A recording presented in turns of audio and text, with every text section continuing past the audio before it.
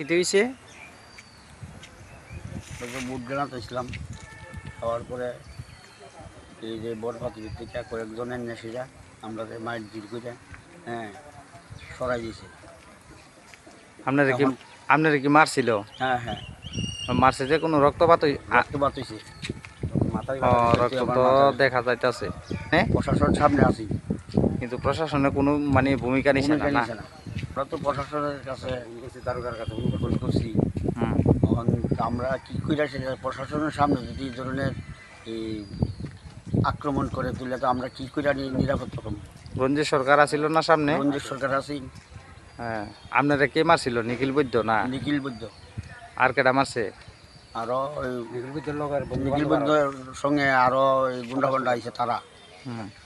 এখন আর কি করুম, আমরা যখন প্রশাসনের দায়িত্ব পালন করে না তুই আমরা আর কি করা যায়, সাধারণ মানুষ আর কি করুম।